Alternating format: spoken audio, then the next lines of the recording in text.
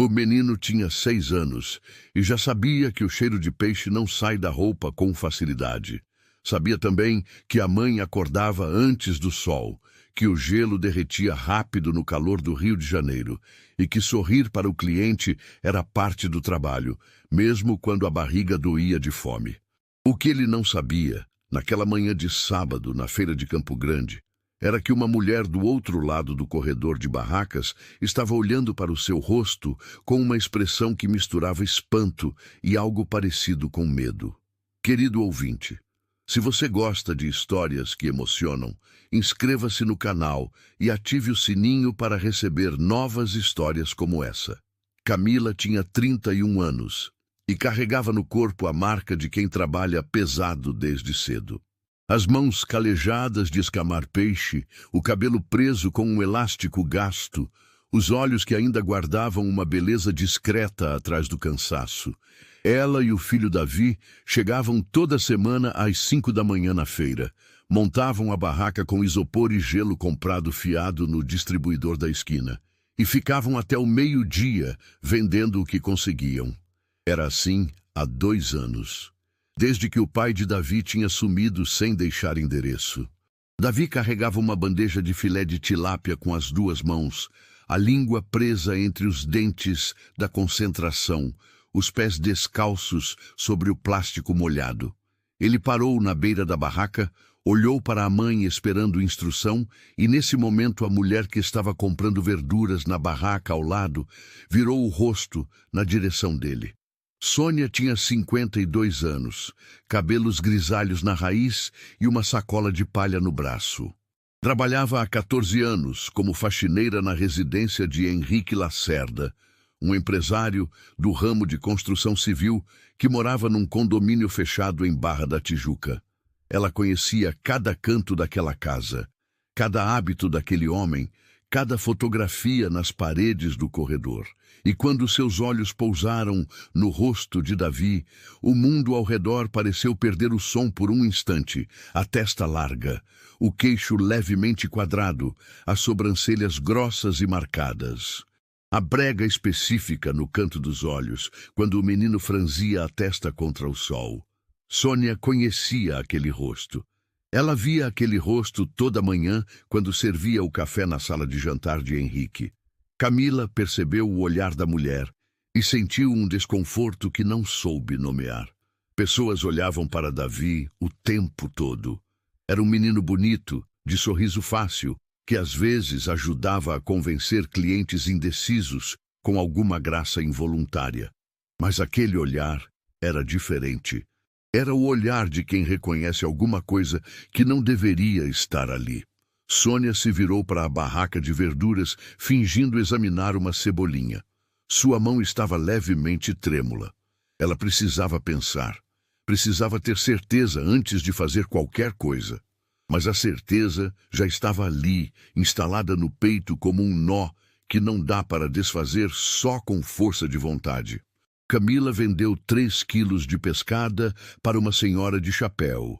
Embalou 2 pacotes de camarão para um homem que barganhava sem muita convicção e de vez em quando lançava um olhar discreto para a mulher de cabelos grisalhos que continuava rondando a barraca de verduras sem comprar mais nada. Quando Sônia finalmente foi embora, Camila expulsou o ar pelos lábios como se tivesse prendido a respiração sem perceber. Davi puxou a barra da calça dela. Mãe, tô com sede. Ela abriu uma garrafinha de água morna e entregou para o filho sem tirar os olhos do corredor onde a mulher havia desaparecido. Naquela noite, no quarto pequeno do apartamento alugado no bairro de Cosmos, enquanto Davi dormia na cama ao lado, Camila ficou olhando para o teto pensando em algo que havia guardado fundo demais por tempo demais. Uma história que ela havia decidido enterrar, porque enterrar parecia ser o único jeito de continuar vivendo. 7 anos atrás, ela tinha 24 anos e trabalhava como recepcionista numa construtora no centro do Rio. Era competente, pontual, bem apresentada. O dono da empresa aparecia às vezes, um homem de 40 anos, discreto, que cumprimentava os funcionários pelo nome e tinha o hábito de deixar café para todos antes das reuniões. Henrique Lacerda, um homem casado. Um homem que olhou para ela de um jeito que nenhum homem havia olhado antes, pelo menos não com aquela mistura de atenção e respeito, ou o que ela havia interpretado como respeito. O que aconteceu entre eles durou 4 meses. Camila sabia que era errado. Sabia que ele tinha esposa, que tinha uma vida que não incluía e nunca incluiria uma recepcionista de 24 anos. Mas ela era jovem, estava só, e confundiu atenção com afeto. Quando descobriu que estava grávida, ele já havia se afastado de maneira gradual, discreta, sem cena, sem explicação direta. Apenas foi sumindo das conversas, das mensagens, da sala de recepção. Camila pediu demissão antes de começar a aparecer a gravidez. Nunca disse a ele. Nunca teve coragem, e depois perdeu a vontade, e depois perdeu o contato, e depois o tempo passou, e Davi nasceu, e ela precisava trabalhar e sobreviver, e criar um filho sozinha, e não havia espaço mental para reabrir uma porta que ela mesma havia fechado com vergonha e dor. Mas agora, uma mulher de cabelos grisalhos tinha olhado para o rosto do filho dela com aquele olhar, e Camila sabia que o tempo que ela pensava ter apagado estava apenas esperando. Na segunda-feira seguinte, Sônia entrou na casa de Henrique às 8 da manhã, como sempre. Limpou os banheiros, passou pano no corredor de mármore, lavou a louça do café da manhã. Às 10 horas, ele estava no escritório do segundo andar, fazendo reunião por videoconferência, a porta entreaberta.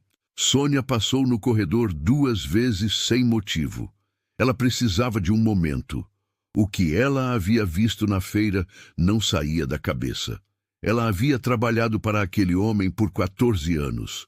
Conhecia a esposa Norma, que viajava com frequência para cuidar da mãe doente em Curitiba. Conhecia o filho mais velho do casal, Rodrigo, de 22 anos, estudante de direito.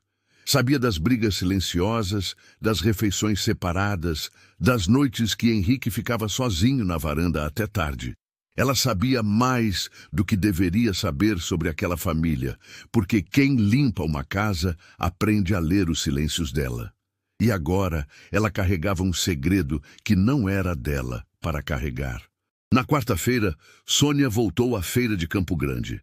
Não era seu dia de folga habitual, mas arranjou uma desculpa. Chegou às 9 da manhã com a sacola de palha e foi direta à barraca de peixe. Camila a reconheceu imediatamente. Sentiu o estômago apertar. Sônia pediu 1 quilo de robalo sem olhar para o peixe. Ficou um momento em silêncio enquanto Camila embalava. Depois disse em voz baixa, quase coberta pelo barulho da feira: "Eu trabalhei muitos anos para um homem. Você conheceu ele numa empresa no centro, faz uns 7 anos. Camila parou. As mãos sobre o papel craft pararam. O barulho da feira continuou em volta, mas entre as duas mulheres o ar havia ficado parado. Sônia completou. O menino tem o rosto dele, igualzinho. Eu conheço aquele rosto de cor. Camila não respondeu. Terminou de embalar o peixe devagar demais, sem necessidade. Davi estava atrás dela, fingindo empilhar sacos de sal. Sônia colocou o dinheiro na borda da barraca e disse: "Não vim fazer julgamento. Vim porque achei que você tinha direito de saber que ele não sabe. E talvez ele precise saber."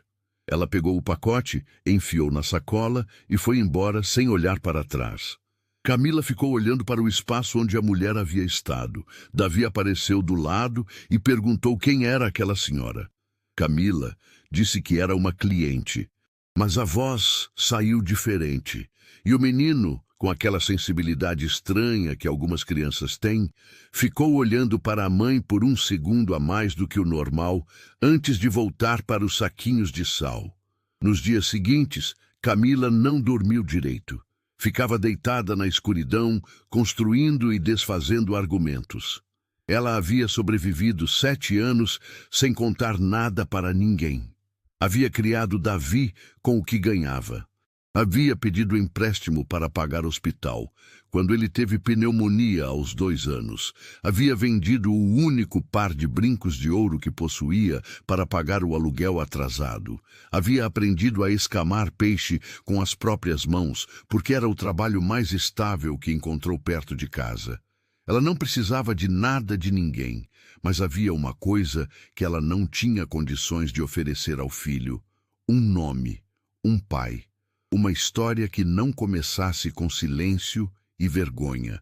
E havia outra coisa que ela não conseguia parar de pensar. Davi tinha direito de saber quem ele era, independente do que o pai fosse ou deixasse de ser. A criança carregava aquele rosto sem saber de onde tinha vindo, e algum dia ele iria perguntar. Algum dia a resposta precisaria existir.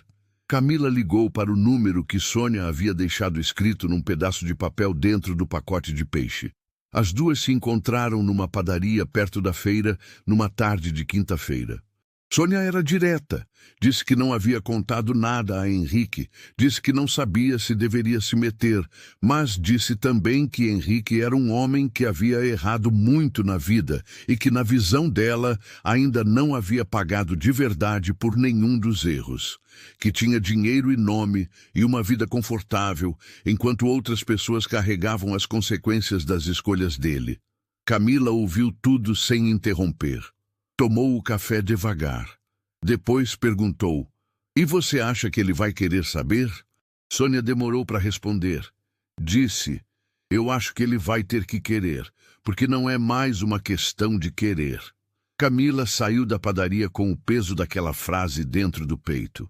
Ela sabia o que precisava fazer, mas saber e conseguir fazer são coisas que às vezes ficam separadas por um abismo enorme chamado medo.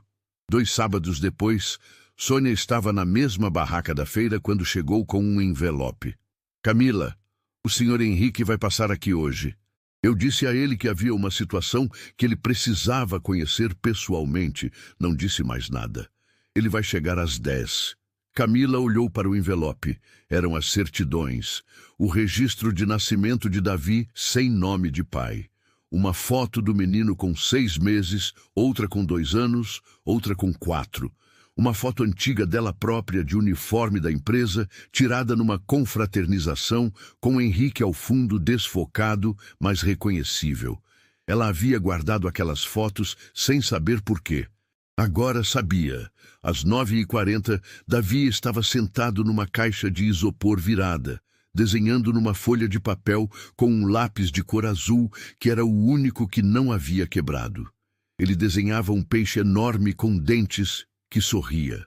Camila estava de costas para o corredor da feira, ajeitando o gelo, quando ouviu os passos pararem atrás dela. Ela se virou devagar. Henrique Lacerda tinha 51 anos. Estava de calça escura e camisa de algodão, discreto como sempre. Tinha o cabelo já bastante grisalho, a postura de quem está acostumado a ocupar espaço, mas naquele momento o espaço que ele ocupava parecia menor. Os olhos estavam percorrendo a barraca de maneira estranha, como alguém que não sabe exatamente o que está procurando, mas sente que vai reconhecer quando encontrar. Então, Davi levantou o rosto do desenho. O silêncio que se instalou naquele segundo não era o silêncio de uma pausa. Era o silêncio de uma verdade que existe antes das palavras. Henrique ficou parado. Seus olhos foram para o menino, depois para Camila, depois para o menino de novo. A testa larga, o queixo, as sobrancelhas. O mesmo vinco entre as sobrancelhas que ele via no próprio reflexo desde que se lembrava de ser gente. Camila disse apenas o nome dele, Henrique.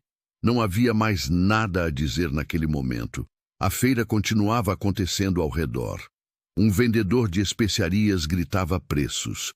Uma criança chorava 3 barracas adiante. O gelo da caixa de isopor fazia um barulho leve de degelo. E 2 adultos ficavam em pé em lados opostos de uma barraca de peixe, com 6 anos de silêncio entre eles. Davi olhou para aquele homem desconhecido com a curiosidade natural de uma criança. Perguntou à mãe: "Esse homem vai comprar peixe?" Camila não conseguiu responder de imediato. Foi Henrique quem se abaixou, sem calcular, sem planejar, colocando os joelhos no chão molhado da feira, sem ligar para a calça, e ficou no nível do olhar do menino. Disse: "Oi, qual é o seu nome?" Davi respondeu sem cerimônia: "Davi. E você?" Henrique demorou um instante. Disse: "Henrique, posso ver o seu desenho?" Davi mostrou o peixe com dentes e sorriso. Explicou que era um peixe que não mordia ninguém porque preferia comer fruta. Henrique olhou para o desenho por mais tempo do que precisava. Quando levantou, os olhos estavam úmidos, mas ele não deixou cair nada. Camila entregou o envelope sem dizer uma palavra. Ele pegou sem abrir. Ficou segurando com as duas mãos como se soubesse que tinha peso antes de ver o conteúdo. Disse: "Eu preciso de tempo para entender isso." Camila respondeu: "Você tem todo o tempo que quiser, mas ele não tem todo o tempo esperando." Henrique assentiu com a cabeça. Ficou mais um momento olhando para Davi, que havia voltado ao desenho com total desinteresse pela conversa dos adultos, como as crianças fazem quando sentem que algo não é para elas, mas não sabem exatamente o que. Depois foi embora pela rua principal da feira, devagar demais para ser um homem com pressa. O que veio depois não foi simples. Nunca é simples quando uma verdade desse tamanho entra pela porta. Henrique levou 3 semanas para ligar. Camila esperou sem saber se estava esperando ou simplesmente vivendo. Continuou indo à feira toda semana. Continuou acordando às 5. Continuou ensinando Davi a contar troco com moedas reais, porque a escola ainda não havia chegado nisso. Quando ele ligou, a voz estava diferente, mais contida. Disse que havia conversado com um advogado, que queria fazer um exame de confirmação antes de qualquer passo formal, que não estava fugindo, mas precisava ter certeza do lado legal da coisa. Camila disse: "Pode fazer o exame, mas pode ter certeza já." Ele disse: "Eu sei. O exame foi marcado numa clínica particular em Ipanema." Camila levou Davi num ônibus, o menino animado achando que ia ao médico por causa dos dentes. Henrique chegou de carro, estacionou na esquina, entrou pela porta lateral como alguém que preferia não ser visto. Eles ficaram na sala de espera por 40 minutos, sem se falar muito. Davi dormiu no colo da mãe, depois de 20 minutos de espera, como só as crianças conseguem dormir, pesado e completo. O resultado levou 10 dias. A confirmação era de 99,8% de paternidade. Henrique ligou no mesmo dia que recebeu o laudo. A voz estava diferente de novo, mais aberta. Disse: "Eu errei com você. Sei que errei. E eu precisaria de muito mais tempo do que tenho para explicar por que fiz o que fiz. Mas isso não muda o que é certo agora." Camila ficou em silêncio ouvindo. Ele continuou: "Eu quero reconhecer ele. Quero colocar meu nome. Quero que ele tenha o que eu posso dar. Mas eu sei que isso não apaga nada. Sei que você carregou tudo isso sozinha e que nenhum documento muda o que já passou." Camila disse apenas: "Não precisa apagar. Só precisa ser honesto com ele quando ele crescer o suficiente para entender." O processo de reconhecimento de paternidade levou 4 meses. Henrique tratou de tudo com o advogado, com a celeridade de quem tem recursos para não esperar filas. Camila não pediu pensão extravagante. Pediu o justo: escola particular, plano de saúde e um valor mensal que permitisse que ela parasse de trabalhar com peixe no frio das madrugadas se quisesse. Ela não parou imediatamente. Ficou mais 2 meses na feira porque não sabia o que seria dela sem aquela rotina que havia construído com as próprias mãos. Mas quando Davi começou numa escola em Campo Grande, com uniforme novo e lancheira, quando ela passou a ter plano odontológico pela primeira vez na vida adulta, quando o aluguel passou a ser pago sem a angústia do final do mês, ela percebeu que parar não era fraqueza. Era a permissão que ela nunca havia se dado de respirar. Davi adaptou-se à nova escola com a facilidade das crianças que ainda não aprenderam que o mundo às vezes não é justo. Fez amizade com um menino chamado Theo no primeiro dia. Começou a aprender a ler com uma velocidade que a professora mencionou nas primeiras reuniões de pais. Henrique foi à primeira reunião. Sentou ao lado de Camila numa cadeira pequena demais para adulto e ouviu a professora falar sobre o filho que ele havia descoberto ter há menos de 6 meses. No corredor da escola, depois da reunião, ele disse para Camila: "Ele vai ser alguém."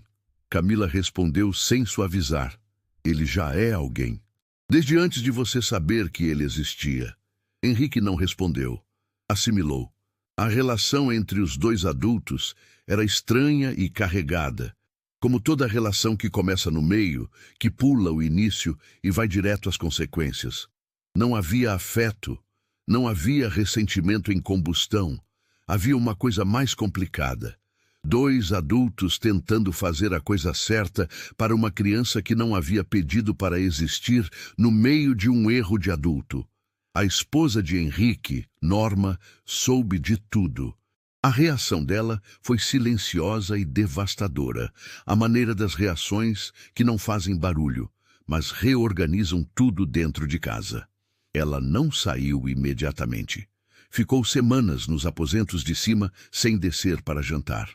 Depois começou a descer. Depois começou a falar de novo. O filho mais velho do casal, Rodrigo, reagiu com raiva numa primeira fase, depois com uma aceitação que custou algo que só ele sabia quanto. Davi não sabia nada disso. Davi sabia que tinha um pai agora, que esse pai aparecia aos sábados de manhã e às vezes levava ele ao parque, que esse pai ficava olhando para ele de um jeito que parecia querer guardar alguma coisa. Não entendia o olhar ainda. Um dia entenderia. A primeira vez que Davi chamou Henrique de pai foi num sábado de julho, no Parque de Campo Grande, sem cerimônia, sem peso, do jeito que as crianças dizem as coisas mais importantes. Ele estava descendo do escorregador e gritou: "Pai, viu quanto eu fui rápido?" Henrique ficou parado no banco onde estava sentado. Camila estava a 3 metros de distância e viu o homem endurecer e derreter ao mesmo tempo. Essa coisa impossível que só o rosto humano consegue fazer. Ela olhou para outro lado. Aquele momento não era dela. Naquela noite, depois de deixar Davi dormindo, Camila foi até a janela do apartamento, que ainda era o mesmo de Cosmos, ainda alugado, ainda pequeno, mas agora com cortina nova e uma geladeira que não fazia barulho estranho. Ficou olhando para a rua por um tempo longo. Ela pensou na mulher que havia sido aos 24 anos, tão confiante e tão ingênua ao mesmo tempo, que havia confundido a atenção de um homem poderoso com alguma coisa real. Pensou no quanto havia se puniado por isso, nos anos que havia passado acordando cedo demais e dormindo tarde demais e nunca se permitindo ficar quieta o suficiente para sentir o quanto estava cansada. Pensou em Sônia, a faxineira que havia visto o rosto de uma criança numa feira e havia decidido que silêncio não era a resposta certa. Uma mulher que não tinha nenhuma obrigação com nenhuma das pessoas envolvidas e havia escolhido se envolver de qualquer forma, não por interesse, não por drama, mas porque havia uma criança crescendo sem saber metade de quem era, e isso não estava certo. Camila havia mandado uma mensagem para Sônia 2 dias depois do exame de paternidade confirmar o resultado. Escreveu apenas: "Obrigada. Você mudou a vida do meu filho." Sônia havia respondido depois de um dia: "Ele tem o seu jeito de se virar. Vai longe." A mensagem era sobre Davi, mas Camila leu 2 vezes porque sentiu que era sobre as duas. Ela não havia perdoado Henrique completamente. Perdoar completamente é uma coisa que leva tempo e que talvez não chegue nunca para algumas feridas. Mas havia algo mais útil do que o perdão no estágio em que ela estava. Havia a decisão de não deixar que a mágoa do passado envenenasse o presente do filho. Davi precisava de um pai que funcionasse. Não de um herói, não de uma fantasia, não de alguém que chegasse para consertar o que havia sido quebrado. Precisava de um homem real que aparecesse no sábado, que ouvisse sobre o peixe com dentes que come fruta, que ficasse em cadeiras pequenas demais em reunião de escola. E por ora, aquilo estava acontecendo. O futuro era incerto. Norma podia pedir separação. Rodrigo podia carregar a raiva por mais tempo. Henrique podia se sentir culpado o suficiente para se afastar, ou presente o suficiente para aparecer mais do que Camila havia esperado. Davi ia crescer e ia perguntar coisas para as quais ela ainda não tinha todas as respostas preparadas. Mas ela havia aprendido, nos 7 anos de peixe e gelo e madrugada, e Davi dormindo pesado no colo dentro de clínica em Ipanema, que as respostas não precisam estar todas prontas antes da vida acontecer. Às vezes, a vida acontece primeiro. E você encontra as palavras depois, no meio do caminho, enquanto ainda está andando.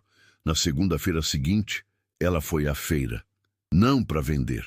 Foi para se despedir de Dona Aparecida, que tinha a barraca de temperos ao lado, do senhor Walmir, que vendia frango e sempre guardava pescoço para o caldo dela, dos meninos que carregavam caixas pelo corredor e conheciam Davi pelo nome.